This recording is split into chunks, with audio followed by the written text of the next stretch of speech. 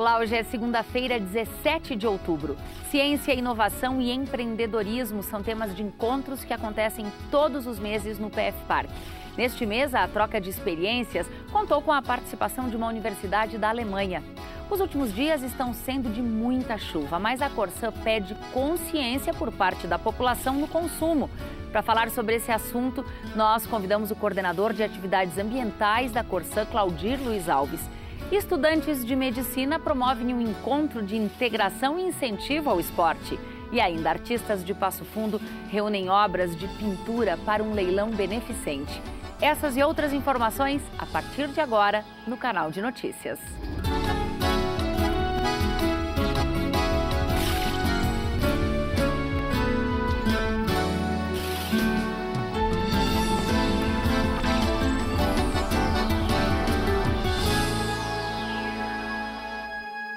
Criado com a ideia da circulação de talentos, intercâmbio de conhecimento e criação de projetos, o PF Park é um ambiente para gerar empregos e desenvolver a região de forma sustentável e tecnológica. Entre as muitas ações que o parque vem realizando está o Fórum de Inovação. O encontro reuniu aqui na UPF gestores de polos tecnológicos e agentes públicos e privados.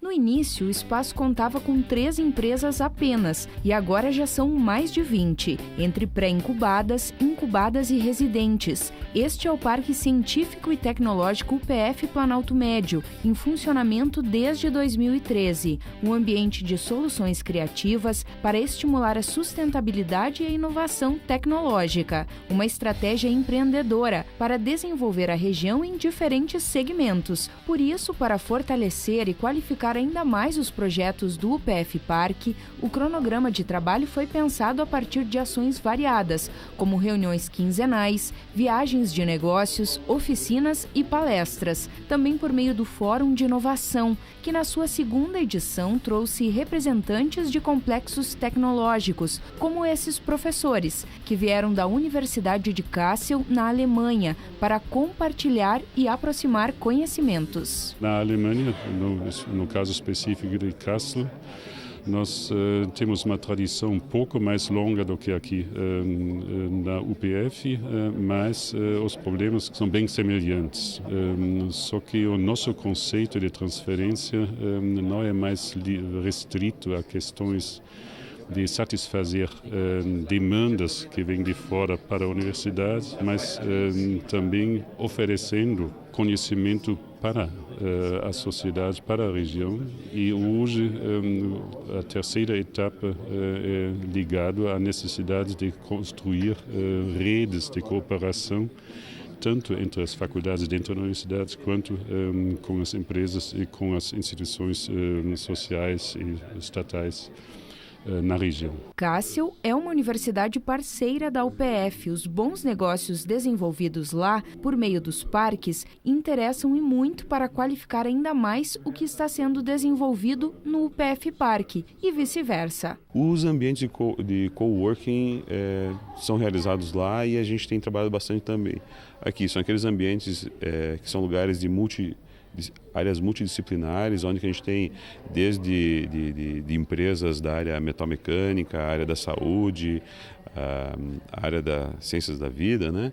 E eles podem desenvolver as atividades em conjunto ou independentes. Por meio de palestras e debates, agentes públicos e privados, também a comunidade, discutiram demandas regionais, com foco na ciência e no empreendedorismo, na inovação e, claro, na coletividade. De aproximar os nossos pesquisadores, os nossos projetos, mostrar todos eles à comunidade, bem como atrair novos interessados em desenvolver os seus produtos, as suas atividades aqui no nosso Parque Científico e Tecnológico. Propiciando assim, então, que, claro, desde a linha acadêmica até a parte dos programas de pós-graduação, o parque seja mais uma ferramenta importante para o desenvolvimento da nossa universidade.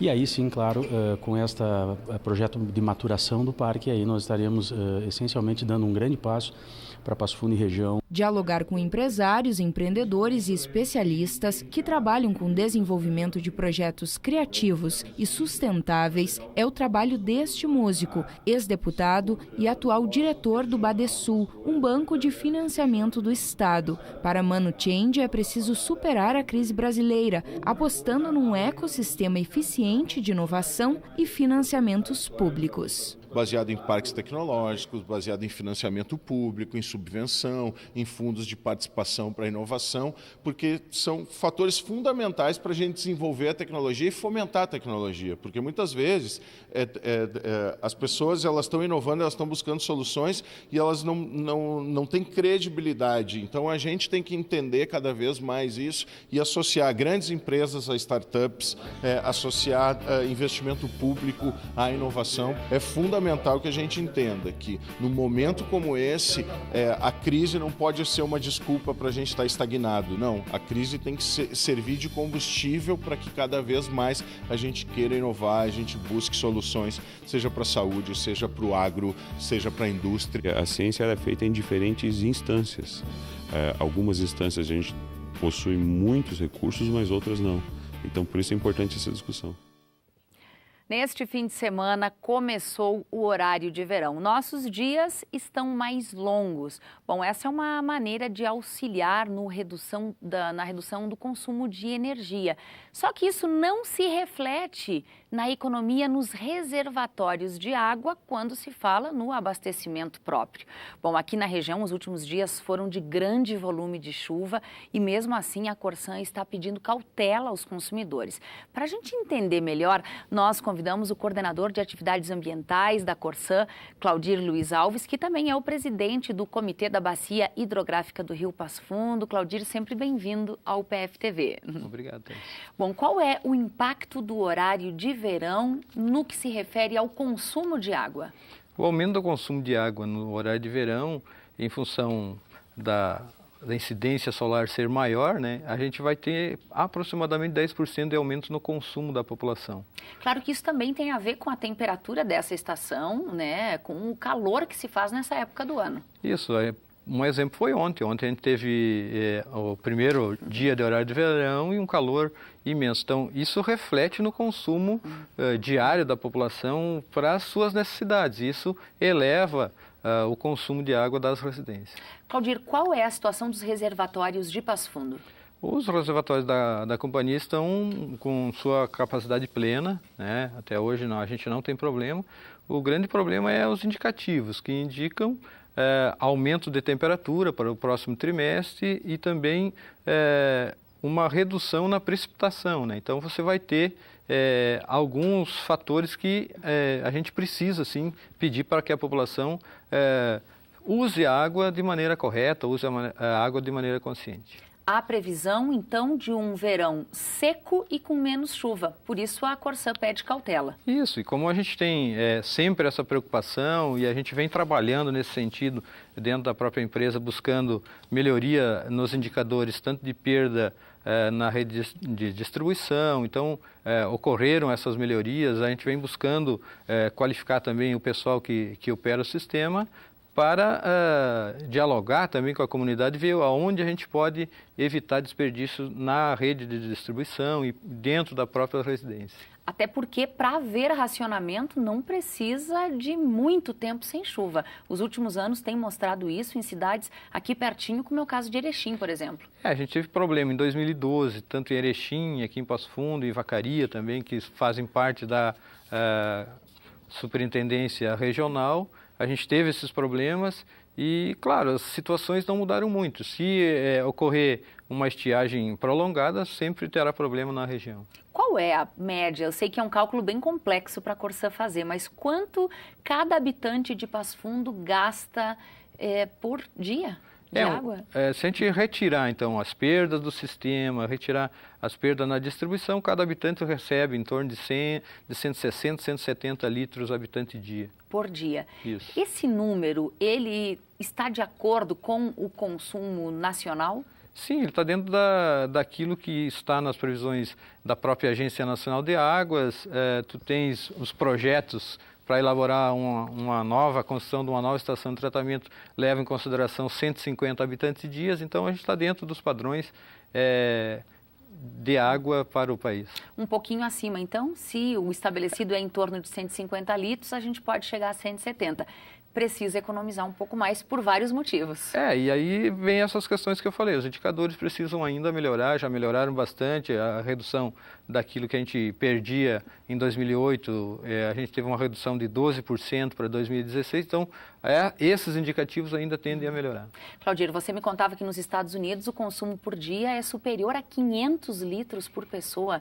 No Nordeste... Ele chega a 9 litros habitante dia, então você na tem... África, 30, 40 litros dia. Tem que lidar com todas essas diferenças e diferentes realidades. A ONU faz a indicação da ONU é 110 habitantes dia, então se a gente tivesse uma redução nas perdas, você consegue abastecer muito melhor a população no geral. Bom, fica aí o compromisso do que cada um pode e deve fazer, que é economizar, né? De que jeito, Claudir, a gente economiza água? A gente tem que repensar nossas demandas, né? Como a gente tem que repensar demandas diárias de cada habitante para ver se realmente aquilo que eu consumo está dentro ou fora dos padrões mundiais de disponibilidade de água. Então, a demanda, ela funciona muito em função daquilo que eu penso ou daquilo que eu necessito. Então, temos que repensar essa demanda. Dá para ficar com a meta da ONU, 110 litros Se a gente chegar a uma meta de 110 litros habitante dia, a gente com certeza não tem problema de abastecimento de água na cidade de Passo Fundo. Tá certo. Claudir, muito obrigada pelas informações. Boa semana de trabalho. Obrigado. Obrigada.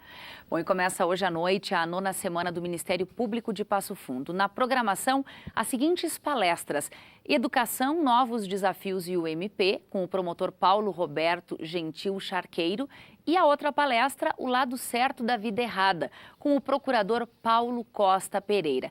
O evento acontece a partir das 7h30 da noite no auditório da Faculdade de Direito, aqui no Campus 1 da UPF.